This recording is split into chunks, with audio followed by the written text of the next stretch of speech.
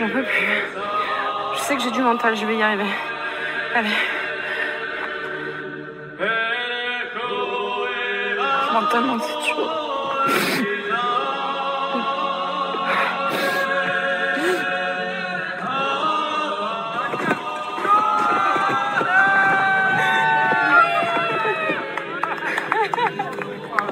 Ça progresse. Elle est folle. Bienvenue dans ce podcast immersif. Je vous emmène avec moi dans la traversée du GR20 en Corse, un sentier réputé comme l'un des plus difficiles d'Europe.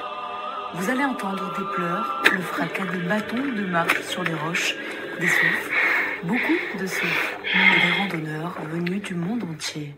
The GR20 is very, very technical, really hardcore. Ça tape un peu. Fin de journée, les épaules, quand tu poses le sac, t'as pas envie de le reprendre. C'est magique. Je m'appelle Rebecca Alexis Langard et voici mon aventure. C'est parti. Première étape, je me lance de Calanzana. Il est 7h et nous sommes le lundi 13 septembre 2021. Je suis en short et en débardeur. Il fait déjà 20 degrés. Il va falloir que je m'habitue au bivouac parce que je me suis réveillée toutes les heures. J'ai de tout petits yeux ce matin. Mais bon, je vais régler mon horloge biologique en me couchant et en me levant tôt. Ce qui n'était pas le cas hier soir puisque j'ai fait mes premières rencontres avec des randonneurs. Et celle qui m'a le plus surprise, c'est Thierry, un Français d'origine chinoise de 30 ans. Il est médecin urgentiste à Paris. Cette année, je me suis pas du tout préparé. J'ai essayé de courir un petit peu avant de venir, mais c'est le maximum que j'ai pu faire. Du coup, tu t'attends à quoi? À marcher beaucoup plus avec le mental qu'avec le physique. J'avais déjà fait le GR20 il y a 4 ans, où j'avais aucune expérience. J'ai été venu sur finalement un coup de tête parce que c'était un défi lancé par des amis. Donc j'avais réservé mon billet la veille. Je suis parti en lendemain de garde, donc sans avoir dormi. J'ai pris l'avion, j'ai dormi dans l'avion. En descendant de l'avion, taxi, qui me dépose sur la place centrale. Et il me dit, voilà, c'est tout droit. Et puis je descends, pas préparé du tout. Vraiment, là, tu vois vraiment quelqu'un qui est sorti de nulle part et qui emprunte un sentier, il sait pas ce que ça veut dire. Moi, quand j'étais parti, la première fois, je m'étais dit, oh, la première étape, bah, c'est 10 km. Ouais, 10 km, c'est 3 heures. Et quand je cours 10 km, c'est 45 minutes, 1 heure. Et puis en fait, je me suis rendu compte que j'ai mis 6 heures. Et là, à ce moment-là, vraiment, quand je suis arrivé au premier gîte, là, c'était vraiment les gens qui me disaient, mais celui-là, il est vraiment inconscient. Il a un sac à dos décollé, il est en conning. Et beaucoup de gens m'avaient dit de sortir dès la deuxième étape. Puis à ce moment-là, j'ai suivi d'autres et j'ai continué. Mais là où c'est vraiment difficile et là où on s'y attend pas, c'est que donc, au moment où tu pars de la première étape, une fois que tu es au premier refuge, hors tout, une fois que tu pars là, tu vas voir juste à ta droite une pancarte qui dit Karodzu, 5h30, 6h30 de marche. Et après, tu regardes sur ta carte, tu te dis, mais il n'y a que 6 km. Et là aussi, c'était vraiment une deuxième claque. Donc, je commence à marcher, je cours, je me dis, mais c'est pas possible. Comment faire 6 heures pour faire 6 km? Et au final, j'ai mis 5 heures. Après, je me suis vraiment calmé. Je me suis fié au panneau. Et j'ai dit que, voilà, je vais essayer de faire le maximum que je peux. Et à ce moment-là, à partir de la deuxième étape, je partais très tôt le matin. Et je doublais chaque étape par jour pour pouvoir finir. Parce que sinon, j'étais coincé dans la montagne. Et finalement, ça s'était plutôt bien passé. J'ai pas réussi à finir, malheureusement. Mais voilà. Mais t'as fait combien d'étapes? J'avais fait jusqu'à Vitzavone, donc toute la partie nord de la Corse. Ça représente à peu près 100 km. Dans quel état tu es quand tu décides de le quitter et de pas aller jusqu'au bout? Il y a beaucoup de tristesse. On sent quand même une insatisfaction, un peu d'échec, mais on est quand même content. Mais oui, c'était pas mal de déception. Mais au final, voilà, c'est pour ça qu'on est revenu. Hein. Donc tu prends une revanche en fait aujourd'hui en te lançant dans le GR20 à nouveau? Pas une revanche, mais je reviens vraiment avec plaisir. À chacun ses difficultés. La première pour moi, c'est que mes règles sont arrivées à l'aéroport le jour du grand départ. Elles ont décidé d'arriver en même temps que moi en Corse, donc c'est super, voilà. Ça rajoute de la fatigue en plus de la qualité du sommeil en tente, qui est très fragmentée. Là, je commence le GR à travers les petites rues du village. J'arrive très vite sur les chemins caillouteux du sentier. Le départ donne le temps là. Oh. Ah, il faut bien soulever les genoux. J'ai 11 km à faire et ça ne fait que monter pour cette première étape. Il y a 1450 mètres de dénivelé positif. Ça se réalise en 6h30 selon les panneaux. J'ai aperçu un couple de randonneurs à la sortie d'une petite chapelle juste avant le chemin de Cailloux. C'est Laurent et Ludivine, un couple venu du Béarn. Bon, on s'est renseigné un petit peu sur ce que c'était le GR avant de venir et on sait que le nord est plus dur que le sud. Et donc moi, passer les 3-4 premières étapes, après j'irai mieux. Là, voilà, après on a l'habitude parce qu'on vient des Pyrénées, donc on sait ce que c'est aussi de randonner. Plus Laurent que moi aussi, parce que lui, il a fait tout le GR10. On a fait un peu Saint-Jacques, enfin lui plus que moi aussi. Et donc voilà, on a l'habitude de marcher. Bon, après on part avec un petit handicap, lui la cheville, moi le genou. Mais ça va le faire. En tout cas, vous êtes bien préparés quoi. Oui, on a l'habitude de faire des randos bivouac dans les Pyrénées. Voilà, c'est que du bonheur quoi. Ça se prépare quand même un peu, on peut pas partir comme ça à l'improviste sans entraînement et des équipements basiques quoi. Pour vous partez d'égal à égal là. Exactement, on est à soit 80% de nos capacités. Eh bien merci beaucoup, eh bien, vous aussi surtout. Qu'est-ce que c'est calme. C'est magnifique. Le jour s'est levé. Si ce n'était pas un rêve. On traverse là pour ce début de sentier de hautes herbes vertes qui contrastent avec le tronc noir des arbres brûlés. Il y en a beaucoup là au départ. C'est très divers.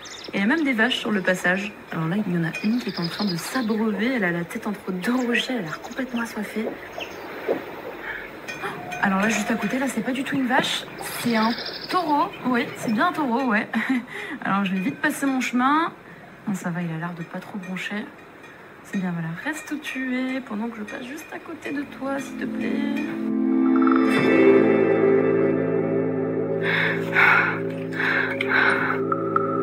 Premier passage technique, là, il faut descendre par une chaîne. Regarde sur toutes les appuis, par la chaîne. Ah oui. Elle, c'est Nathalie, une marathonienne de 56 ans. Elle fait le GR20 avec sa fille de 28 ans, Claire. De Calenzana, c'était plutôt facile, on va dire. Les lacets dans la montagne et tout, c'était sympa. En plus, on était à l'ombre. Et après, là, il y a eu la partie rocailleuse, un peu plus escarpée, plus physique. C'est varié. Et c'est ce qui fait aussi la richesse et le charme du GR20. Donc pour l'instant, ça va, plutôt positif. Et vous attendiez, est-ce que ça grimpe autant? Est-ce qu'il fallait escalader comme ça ou pas? On nous avait pris un peu pas l'empire, donc... La première étape, apparemment, elle était assez difficile, selon le guide, ouais, les deux premières. Avec des parties techniques. Mais on fait au fil de l'eau et on s'adapte. Malheureusement, la maman de Claire sera contrainte d'abandonner l'aventure à la moitié du parcours à Vizzavona à cause d'un épanchement de synovie d'un de ses genoux. C'est un problème très fréquent sur le GR20. En plus, des entorses, des ampoules, des ongles d'orteil perdus, des brûlures aux pieds. Mais tout ça, j'aurai l'occasion moi-même de vous en reparler dès la deuxième étape. 11 km plus tard, bien arrivé à Ortou. Ah, le bonheur que c'est d'enlever ses chaussures là. J'ai les pieds qui chauffent. J'ai déjà les chaussettes trouées. Je savais pas qu'il fallait apparemment réserver sa tente. C'est 7 € quand on réserve l'emplacement. Sinon c'est 12 € sur place même quand on a sa propre tente puisqu'il faut réserver l'emplacement et après on a accès aux douches, aux sanitaires. On a accès à une petite cuisine d'été aussi. Il y a des bonbonnes de gaz à disposition puisqu'il y en a qui sont abandonnés. Et c'est assez grand en fait. C'est vraiment magnifique. Il y a beaucoup de soleil. Mais par contre, il n'y a pas de réseau, et pas d'eau chaude et pas de papier toilette. Ah ouais, il y a des bernets sur GR20. C'est beau ça. Ils sont partout ces bernets. D'ailleurs, comme chacun sait, une belle fille au Pays Basque, c'est une béarnaise. c'est une blague un peu nulle pour Béarnais. Cette blagueuse-là, c'est Flora, une béarnaise de 27 ans, venue seule sur le GR20 elle aussi. La montagne, ça m'a toujours passionnée, quoi. Enfin, j'en ai fait depuis petite avec mon père. Après, j'en ai fait beaucoup à la fac de la montagne là, depuis que j'ai 17 ans. Je n'ai jamais arrêté. Et le GR20, forcément, c'est quelque chose dont on entend parler dans l'univers de la montagne. Puis j'ai des amis qui y sont allés. Ce sont beaucoup des amis qui m'ont raconté. Ça m'a donné envie d'y aller. Voilà. À quoi tu t'attendais en arrivant ici? Alors, on est qu'à la première étape. Ah oui, là on est au refuge d'Ortuiopiubu.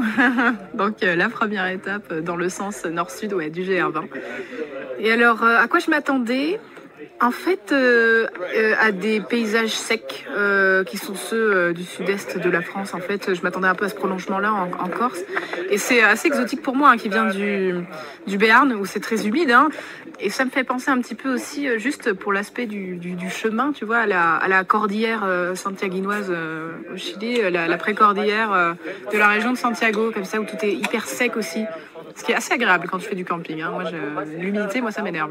J'étais surprise, tu vois, hier, il a pas plu et ma tente était hyper humide. Ah ouais? Ah ouais. Je pense qu'elle est tellement étanche qu'elle condense à l'intérieur. Oui, c'est ça, c'est la condensation. Il faut bien aérer. Tu as peut-être des petites fenêtres, tu sais, que tu peux ouvrir sur les côtés. Souvent, c'est ça, les tentes, il y a des genres de petites lucarnes que tu peux étendre. Ouais. Toi, t'es quel genre de randonneuse? Si tu devais te définir. Enfin, pas compétitive, mais plutôt vis-à-vis de moi, je pense que je me pousse pas mal. Mais en vrai, je pense que c'est possible de le faire en 10 jours. Moi, j'ai prévu 11. Je sais pas trop. On verra bien comment ça se passe. 11 jours, c'est un énorme défi quand même. Ça fait 5 étapes qui ont été collées à une autre. Je sais pas si c'est un énorme défi parce que j'ai un copain qui m'a dit: méfie-toi des prédictions horaires parce que parfois c'est trop court et d'autres fois c'est trop long. Tu vois, c'est un peu les deux. Tu vois, c'est pour lui en tout cas. Lui, il a fait en 10 jours et il m'a dit il en a trouvé certaines trop optimistes et d'autres trop pessimistes. Voilà, donc méfiance. Je pense qu'il faut mieux regarder les kilomètres et le dénivelé. Enfin, moi, c'est ce que je regarde. D'ailleurs, je regarde d'abord le dénivelé. Et puis après, les kilomètres. Parce qu'éventuellement, quand tu as vraiment plus de 20 kilomètres, là, ça commence à être long. La deuxième et la troisième étape me paraissent vraiment très très longues. C'était marqué 7 heures plus 6h30 de route. Et tu vas les suivre. Ouais, alors je pense que ça sera une... Je pense que ces prédictions horaires sont pessimistes. On verra bien. Ouais, c'est clair. Non, mais en vrai, je pense que je ne mettrai pas 12 heures. Tu vois, il prévoit 12 heures. Mais après, je vais partir tôt, dans le doute. Et puis... c'est quoi? À quelle heure tu te lèves? Du coup, comme c'est potentiellement une grosse étape, je vais partir à 7 heures. Et je pense que je vais me lever à 6 heures, du coup. Ouais. Tu marches vite, tu marches très vite. Je pense que je marche assez vite. Ça va aller. Non, je vais manger. Moi, je suis super à l'aise. Je suis beaucoup plus à l'aise ici qu'à la plage. Ce bel accent-là, c'est celui de Marco, un Suisse italien de 46 ans, seul. Un grand trailer en vacances et pour lui, les congés, c'est randonnée. J'aime bien marcher, j'aime bien la montagne, j'aime bien être dehors. Et c'est pas le premier randonnée longue que je fais. Je fais aussi un peu d'alpinisme. Mais moi, je vis en montagne. Je suis instructeur de ski en hiver. Je fais un petit peu d'escalade, mais juste un petit peu. C'est bon entraînement pour quand on fait des étapes comme demain. C'est un peu plus technique. Et ça fait maintenant des années que je fais aussi des trails dans les États-Unis. Longue distance, through hiking. Non? Je trouve, année après année, il y a plus de gens en montagne avec des grands sacs. Et ça, j'adore ça. Pourquoi? Parce que tu arrives à parler avec les gens, tu fais des rencontres, c'est toujours intéressant d'écouter les histoires. Et c'est beaucoup plus facile de rencontrer du monde en montagne, je trouve, qu'en ville. C'est pas le même esprit. Ouais. C'est quoi l'esprit du randonneur pour toi? C'est la liberté, c'est de l'air fraîche, d'être dehors, d'aller à l'aventure. C'est ça. J'ai entendu de ces GR20 et tout le monde en parle. Et je me suis dit, mais non, je vais faire. C'est la première fois du coup? Oui. On n'a pas le temps dans la vie de refaire 2 fois la même chose. Tu l'as trouvé comment la première étape du GR20? Toi qui fais énormément de sport au quotidien. Moi, je dois encore rentrer un peu dans le mood, honnêtement. Ce matin, je suis parti. Ouais, c'était très sec, je dirais, la première partie. Mais c'est bien. Maintenant, je trouve qu'on est à la hauteur Ça commence à être bien, ça. 1500 mètres, 2000 mètres, ça c'est un peu Ton domaine. mon domaine, ouais, exactement. Ils ne le savent pas encore, mais Flora et Marco vont très vite s'associer et réaliser tout le GR20 ensemble. D'autres ont décidé de l'affronter entre amis, comme Loris et Clara, des Parisiens trentenaires. On a décidé de faire ça sur un coup de tête. Moi, ça fait 10 ans que j'ai envie de le faire. Et à chaque fois, je pensais le faire avec mon mec. Voilà. Et j'ai jamais eu de mec qui voulait bien venir faire un truc avec moi en me disant mais pourquoi tu veux t'infliger ça, etc. Et là, je suis venue par en parler à Lolo. On était complètement bourrés en soirée en disant ouais, moi, tu vois, je veux un mec qui me suive pour faire le GR20. J'ai envie de faire des aventures comme ça, quoi. Et du coup, Lolo me fait mais moi, je te suivrai. Je suis d'accord, trop cool. Je me suis dit vas-y, tu veux venir faire ça quand? Et puis il fait bah moi, je suis en septembre. Bah moi aussi. Du coup, en fait, on était complètement bourrés. Le lendemain matin, on avait acté le truc. Et au début, on devait le faire en 6 étapes en 6 jours. Et moi, ça me motivait pas trop parce que comme Clara, je voulais vraiment le faire en totalité, quoi. Autant poser 4 jours de congé de plus et le faire en 10 jours et doubler. Et alors, cette première étape, elle était à la hauteur de vos espérances? ouais, intense. On a bien persévéré. Loris, ça a été super facile pour toi. Moi, un tout petit peu plus dur, mais ça va. On était tellement, en fait, là, on est tellement motivés que on nous aurait fait tout faire. Ouais, on va le finir. Enfin, en fait, dans la tête, on est tellement prêts. Et psychologiquement, mais je crois que c'est là que ça tient. Enfin, c'est psychologiquement. Bon, on verra, on te dira ça dans 10 jours. Pour ceux qui veulent, comme moi, s'aventurer seuls, mais en croisant toujours des personnes sur le sentier, le mois de septembre est la période la plus fréquentée, comme le confirme Joseph, un des gardiens du refuge d'Ortou, le départ de l'étape 2. Il y a un monde fou, et après juillet et août, là c'est particulier parce qu'il y a eu le Covid. C'est-à-dire que comme les gens ne sont pas partis à l'étranger, ben, ils sont tous restés ici, et du coup, ben, il y en a beaucoup qui sont rabattus sur le GR20 parce qu'ils avaient besoin de nature, d'air frais et tout, ça représente tout ça, de liberté, et du coup on a eu beaucoup de monde sur le GR20. J'espère que l'année prochaine ce ne sera pas comme ça. Ouais. Mais non, parce que ça dénature, eh oui, ça dénature tout. Vous avez trop de passages, les structures ne suivent pas forcément. Quand vous avez 150, 200, 250 personnes, c'est pas la même chose. Hein. Et septembre, ben, c'est pareil, c'est victime de son succès. Il y a toujours du monde aussi. Mais jusqu'à la moitié du mois. Après, ça commence à décliner. Okay, mais vous qui connaissez très bien le sentier, vous recommandez aux marcheurs de le faire de quelle date à quelle date précisément?